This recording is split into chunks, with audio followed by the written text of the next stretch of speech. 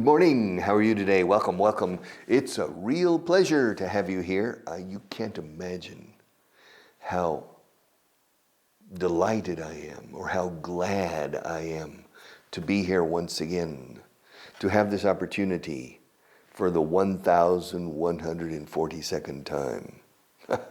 All right, to teach you. But this is not only the 1,142nd opportunity for me to teach English, but it's probably the 10,000th. I have probably been on television 5,000 times. 10,000, no, but maybe 5,000 times. Yes. And I still enjoy it. I don't mind the lights. I don't mind the makeup. Son gajes del oficio. Yeah. Como decía Alfonso XIII. ¿Conoces Alfonso XIII y gajes del oficio? All right. Alfonso XIII, in 1906, I believe, got married. And he married one of the granddaughters of Queen Victoria of England. Maria Eugenia? I can't remember her name. And the wedding, she came to Madrid for the wedding in Alfonso XIII, and the granddaughter, one of the granddaughters of Queen Victoria, they got married in the, I'm forgetting, where my memory is going. The church behind the Museo del Prado. All right. Oh, yes, Los Jerónimos. Ya está. I had to remember Carrera de los Jerónimos, which is the street. And then, of course, from there, after the wedding ceremony, they got into a carriage with horses and went along Carrera San Jerónimo to the Puerta del Sol and continued on Calle Mayor to go to the royal palace. All right. But as they were approaching Bailén, an anarchist threw a bomb and it exploded and it killed about 20 or 30 people. It was a tragedy. But it didn't injure the king or his new wife. But it shook them up. To shake is sacudir o estremecer o hacer temblar.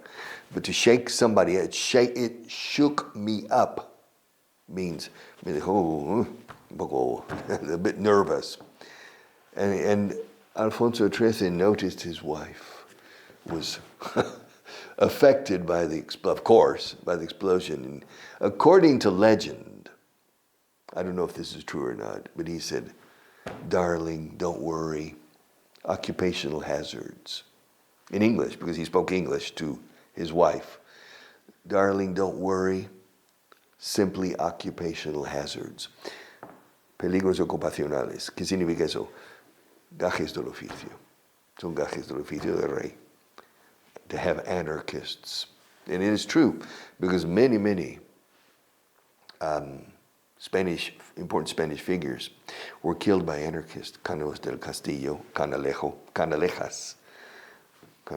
And who was the other? Eduardo Lato? I think, yeah. They were killed by anarchists. It was dangerous at that time. It was dangerous. Okay, gain fluency. Are you ready? Page 92 in the middle. Not at the top, nor at the bottom, but in the middle. Page 92, paragraph 846. The capital of Louisiana is Baton Rouge. It has a cool sound, like all French words. If you translate it to English, it means red stick. I would rather live in Baton Rouge than in Red Stick. You know, it's interesting about French words. French words sound good. The capital of Louisiana is Baton Rouge. Baton Rouge. Que en español es Palo Rojo. Palo Rojo. Okay, muy bien. No suena demasiado, pero Baton Rouge, j'habite à Baton Rouge, I live in Baton Rouge. He said, wow, cool. And in English, red stick. Yeah, red stick, Palo Rojo. Red stick, it doesn't sound cool. And Palo Rojo doesn't sound cool. But Baton Rouge does. But in California, for example, Palo Alto, te ha sonado, no? Palo Alto, California. It's very important because Palo Alto is where you have Silicon Valley. Silicon Valley and the University of Stanford are in Palo Alto. Tall stick. It sounds good in Spanish, Palo Alto. But in English, tall stick doesn't sound good. Baton haut in French, not bad. Yes. But Baton Rouge, we say Baton Rouge. It's the capital of Louisiana. The biggest city in Louisiana is New Orleans, of course. New Orleans. Fijaos en la pronunciación de Nueva Orleans. Se suele pronunciar New Orleans. New Orleans. Orleans. Alternativa, New Orleans. Los británicos a veces dicen New Orleans. Y cuando tenemos licencia poética en una canción decimos New Orleans. But the normal pronunciation is New Orleans, New Orleans, New Orleans. Now, New Orleans is the most important city in Louisiana. The second most important city is Shreveport in the north of the state, near Arkansas and Texas. But the capital is Baton Rouge. Baton Rouge. And it sounds very good. The capital of Louisiana is Baton Rouge. It has a cool sound. Tiene un sonido genial. Yeah. Guay, un sonido guay. It has a cool sound, like all French words. If you translate it to English, it means red stick. Red stick. All right. I would rather live, preferiría vivir, I would rather live in Baton Rouge than in Red Stick. Okay. Where do you live? I live in Red Stick.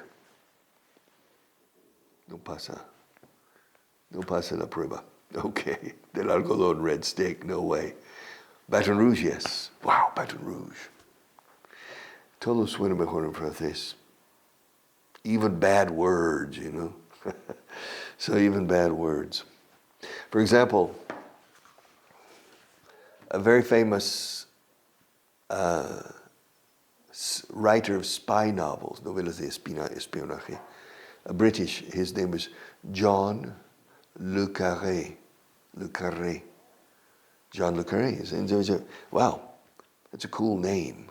It's un pseudónimo, it's a pseudonym, it's a pen name. It's not his real name. Now, if you translate it to Spanish, it's Juan el Cuadrado. And in English, John the Square. But in French, John Le Carré sounds very good. Wow. Beautiful name, Juan el Cuadrado. Okay. But in any case, so the capital of Louisiana is Baton Rouge. It has a cool sound. It has a cool sound, like all French words. Like all French words. If you translate it to English, or if you translate it into English, creo que este último es más correcto. Un purista diría into, I think. But don't worry, both are correct. If you translate it to English, it means red stick. I would rather live in Baton Rouge than in Red Stick. Okay. The next one, page 92, paragraph 847. There are two Spanish words that are truly international. Verdaderamente internacionales, estas palabras. Pero solo hay dos en español, que hasta Indonesia las conocen. You know what they are? No? Everybody in the world knows two Spanish words.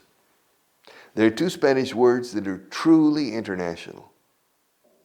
People everywhere know them, whether they live in Canada, Poland, or Indonesia. Those two words are fiesta and siesta. Okay, it's true. I mean, you go anywhere. Okay, there are other words. Plaza is an Spanish international word. Adios is an international word. Amigo is an international word. I mean, there's some people who don't know any Spanish at all, but they know amigo, adios, maybe hola, and definitely fiesta and siesta. Everybody knows that word. Siesta. Siesta creo que es la palabra más internacional del idioma español.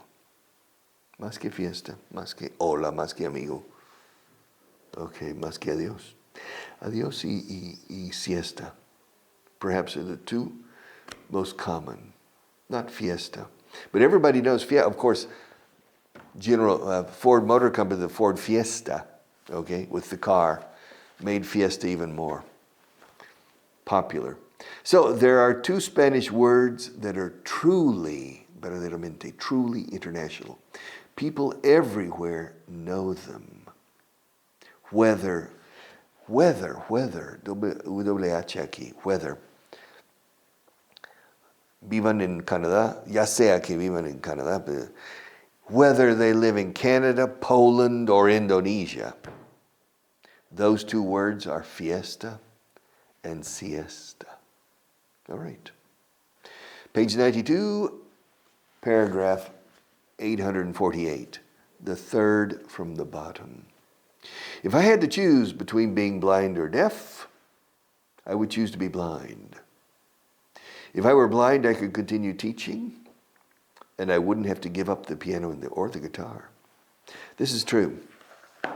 I've spoken about this many times, because I often, of course, all English teachers teach would rather. Preferiría hacer esto, aquello. Preferirías vivir aquí o allá. Would you rather, would you rather, would you rather, would you rather live? Would you rather live in Texas or in Germany? Would you rather have 6 fingers on each hand or only 4?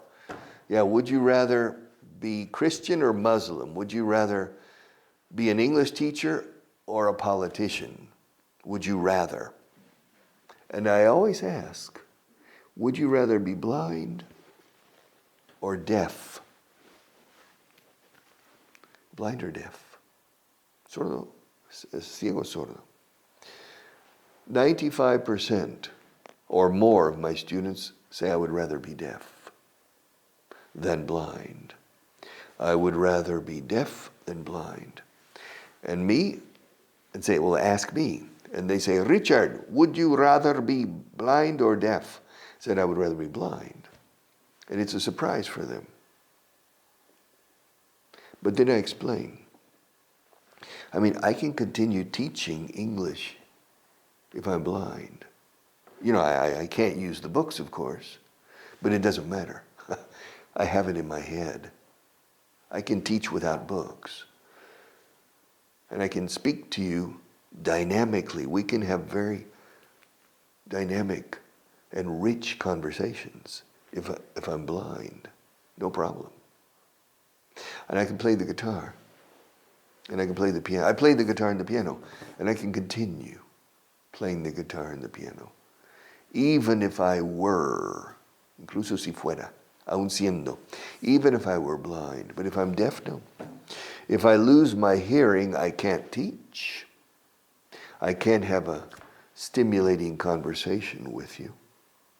I can't play the guitar, I can't play the piano, I can't listen to music. I can't appreciate Bach, Chopin, Beethoven, Stravinsky. I can't appreciate Elvis Presley, the Beatles, the communication, the dynamic. You see, what differentiates us from the animal kingdom more than anything else is our ability to communicate dynamically. Expression. And music is also communication, expression, of course. And so I consider deafness a greater handicap than blindness. Both are terrible. Now, many deaf people with the cochlear implants can start to hear.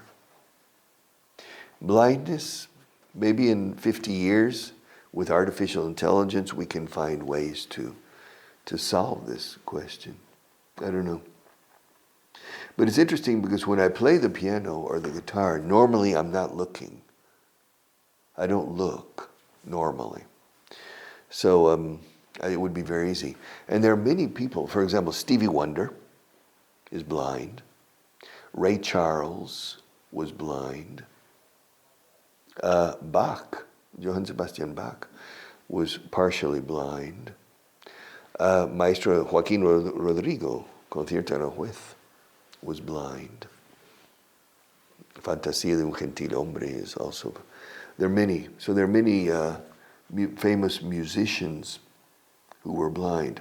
Beethoven was deaf the second part of his life. But the development of his musical skills were before he became deaf. And you can write music and hear it in your head.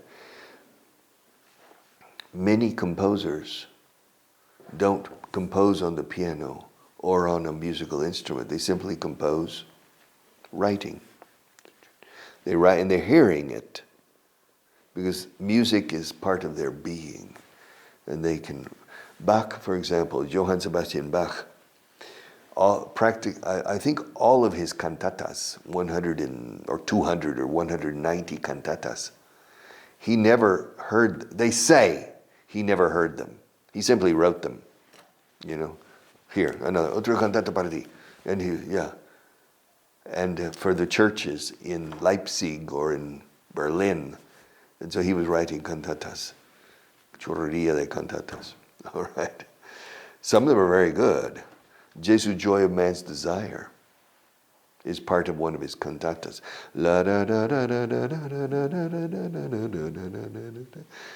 That's from one of his cantatas. All right. So, if I had to choose, si tuviera que elegir, if I had to choose, frase corrida, memorízala, si tuviera que elegir, if I had to choose, el autobús mañana vas a decir, if I had to choose between, y luego, haz lo tuyo. If I had to choose between being, siendo, en español ser, si tuviera que elegir entre ser. If I had to choose between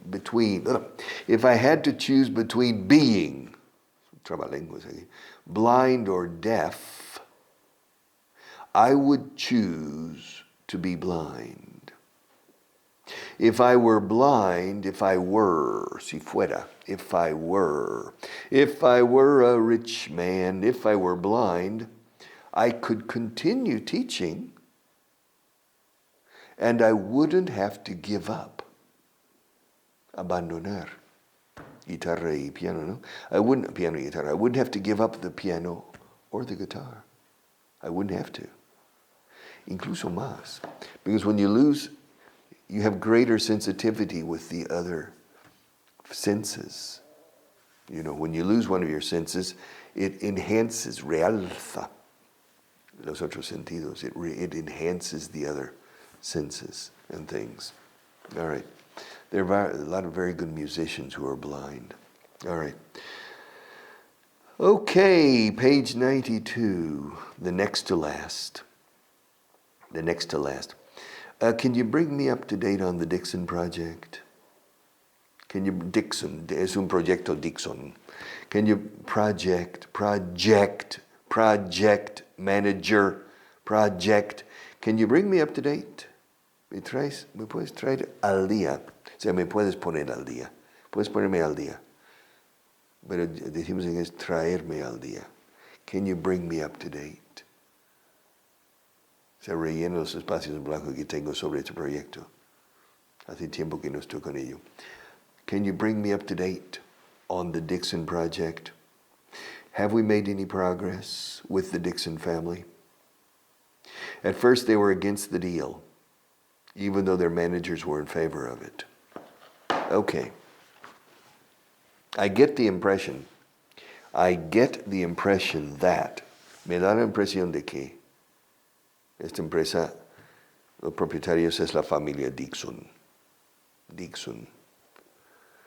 All right. The Dixon family are the owners of the company. Now, apparently, I get the impression that my company wants to buy the Dixon's company. But we're having trouble reaching an agreement. We're having trouble making a deal. To make a deal, hacer un trato, llegar a una transacción, una operación, cerrar la operación. All right. And so, I'm not familiar with the latest information. Información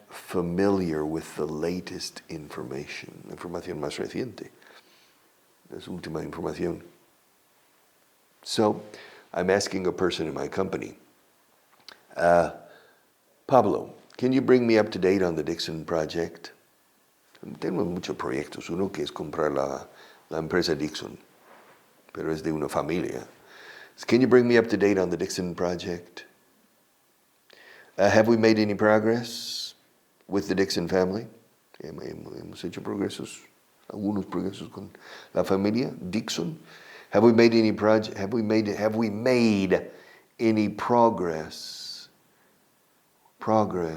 with the Dixon family?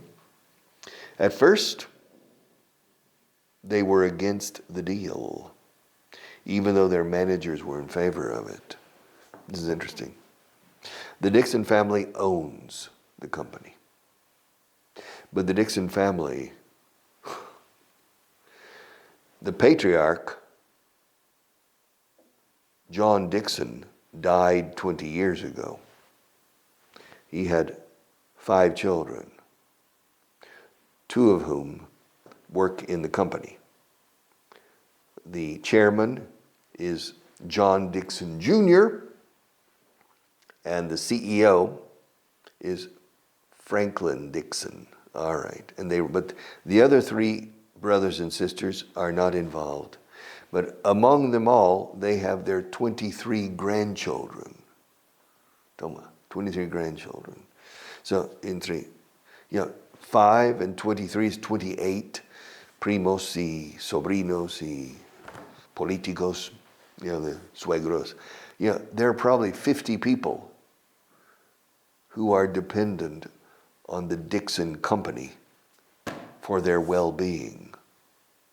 So it's a family company, very extended, and it's a problem. And so the managers in the believe that the best solution for the future of the company is to sell it. Sell the company, and with the money, make everybody happy in the family, all the primos, all the cousins and the nephews and the nieces, etc. Okay. However, some members of the family are against the idea. The managers in the company are not against the idea. The managers are tired of the Dixon family. The CFO, the Chief Financial Officer, the COO, the Chief Operations Officer, the CIO, the Chief Information Officer, the Chief Commercial Officer, the Sales Manager. They're in favor of selling the company to my company. And I'm in favor of buying. I'm interested in buying it. It's not among my priorities, but it's one of my objectives is to buy the Dixon company. But there's a problem with the family. Many members of the family don't want to sell. They have an emotional connection, un cordón umbilical, an umbilical cord to the company because of the patriarch. But the patriarch died 20 years ago. No te enamores de colchones, venden colchones, colchonería. All right. And so, come on. So, can you bring me up to date? Say, Pablo, ven. Hoy ponme al día con lo del Dixon. ¿Dónde estamos ahora? Can you bring me up to date on the Dixon project? Proyecto de compra. Have we made any progress with the Dixon family? Con la loca familia esta. Okay, yeah. At first, Al principio estaban en contra de la transacción. At first, they were against the deal, even though their managers were in favor of it. Aunque estuvieran a favor, los gerentes. But in any case, one more. We have 1 minute. No voy a terminar. I'm not going to finish, but I'll read it, okay? Listen to your heart. Escucha tu corazón. Listen to your heart. If your heart tells you now is the right time, then don't hesitate any longer. Go see her and ask her to marry you. She'll say yes. I guarantee you. Maybe. All right. Dirá que sí? Darling, will you marry me? Yeah. Are you crazy? No. Who knows? We'll talk about more in the next class. Take care.